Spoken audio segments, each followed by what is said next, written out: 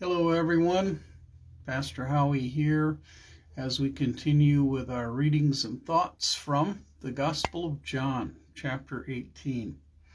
In our last video, we had a short section of verses where we saw Peter making his first denial of Jesus to the servant girl who was the greeter at the door and simply asked him a question which challenged him to fear being found out as a disciple of Jesus and to fear what might happen to him because of his association with Jesus. So he denied, as Jesus predicted that he would. That very evening at the Last Supper, Jesus predicted he would deny 3 times. So we saw the first denial. In this section, verses 19 through 24 of the Gospel of John, chapter 18, we find the section that the NIV describes as the high priest questions Jesus. And as I just quickly read over these short verses myself, I recognize that we see in this passage 2 agendas. And we see 2 agendas that still exist in this world. And so what Jesus went through, if we are faithful to Christ, sometimes we find ourselves going through, although perhaps not unto death, which Jesus came purposefully to die in this world, to die on the cross, to die for the Jews and for the Gentiles, and for us who believe and for those who still don't believe, and yet the righteous one has made atonement for their sins as well, if they'll just open their eyes and accept the invitation to follow him. So we read through these verses, John 18, 19 through 24, and we'll find 2 agendas. Meanwhile, the high priest questioned Jesus about his disciples and his teaching. So we don't see in here stated that the high priest was doing what the Pharisees and the Sadducees often did, asking Jesus, trying to get him to trip up on something so they could have an excuse to arrest him and perhaps execute him. But Jesus' answer is interesting. So at first thought, in verse 19, we see that the high priest's agenda may be to find out more about Jesus and his disciples. That's innocent enough, I suppose. But there's a hidden agenda. Jesus, in verses 20 and 21, reveals he has no hidden agenda. He has an open agenda. It's always been an open agenda. The agenda of God since the creation of mankind, and especially since the fall of mankind into sin and the revelation of sin in all of our hearts. The agenda of God has been to reconcile us back to him, to welcome us back, to restore us, and ultimately to restore all of creation. So Jesus' agenda has never been hidden and is not hidden to this day. It's just that the agenda of the world, the secret agenda of the world, is in opposition to Jesus and the way, the truth, and the life that he invites us to follow. So here's Jesus' answer. I've spoken openly to the world, an open agenda, nothing hidden. Jesus replied, I always taught in synagogues, that is the gathering place of the Old Testament church, or at the temple, and that is the place of sacrifice that existed at that time, that God established through David. God originally established in the desert with the tabernacle, which became the temple, which became the centerpiece of Judean religion, Jewish religion. where all the Jews come together. So Jesus is basically saying, I have no agenda that's secret. Everybody knows about my teaching. Everybody knows, who know my disciples, about them and their desire to follow me. And the reason being, of course, that he did claim to be the Messiah. He did claim to be God. He used the statements that start with I am, which was identifying himself with God. And very often he got in trouble for using those statements. I've spoken openly to the world. I said nothing in secret. And then verse 21, why question me? Ask those who heard me. And he's saying, ask anybody who heard me, not just my disciples. Ask anybody who was present when I taught. Ask anyone who heard me. Surely they know what I said. So he answers the high priest's question, who questioned him about his disciples and his teaching.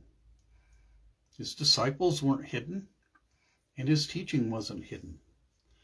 But we come to verse 22, and we see the hidden agenda of the high priest coming to the surface.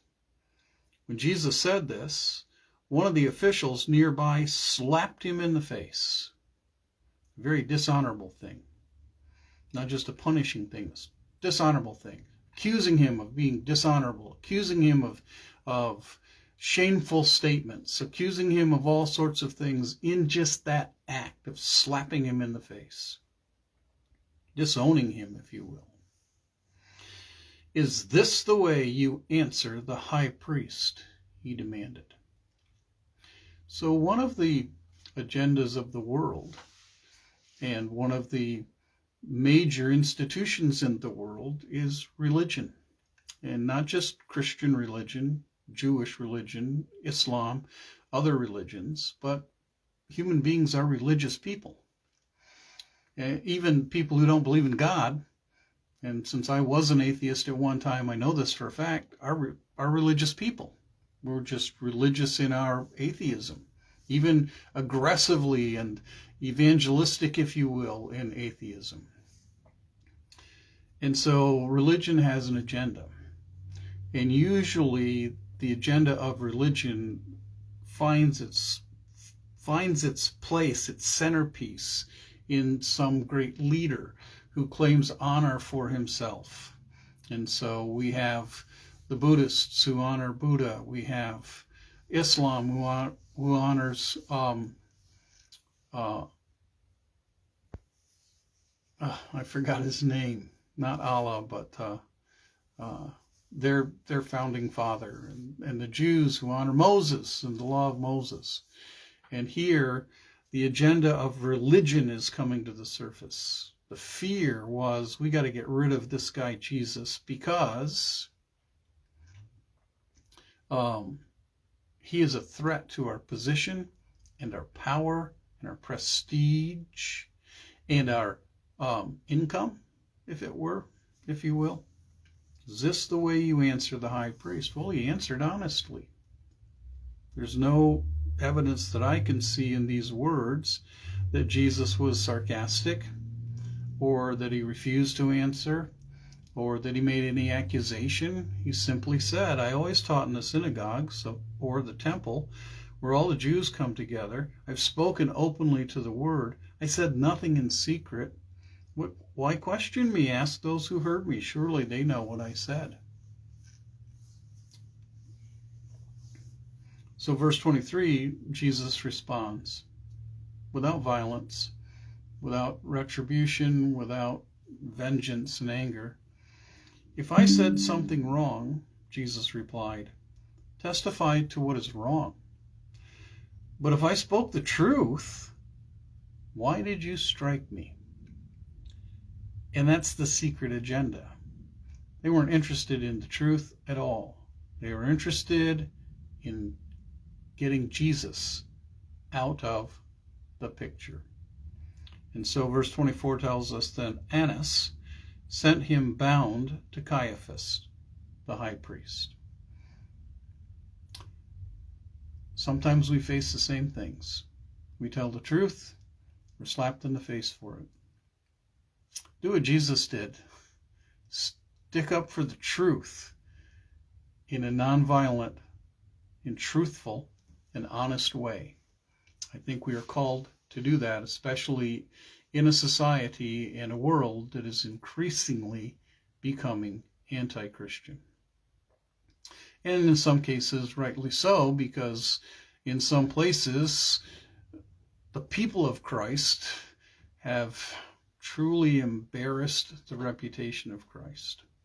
And I think we're all guilty of that in one way or another. We're all sinners. We all fall short. But we need to be careful. We need to be careful and not let our passions carry us to do things that would not glorify Christ, who in this trial speaks truth, is abused, but does not strike back, except to continue speaking truth. Speak truth. Speak the way, the truth, and the life of Christ to a world that desperately needs to come to God through him. And that's what I have for you in this video.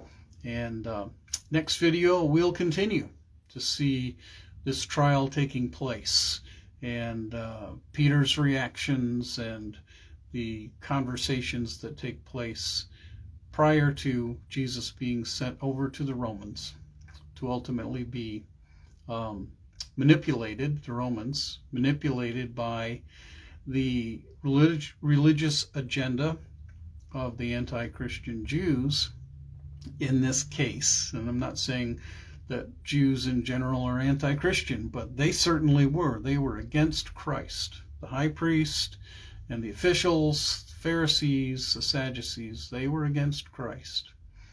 And by making a lot of noise, they manipulated Pilate to order his execution. Stand for truth. Stand for truth the way Christ stood for truth. Till next time.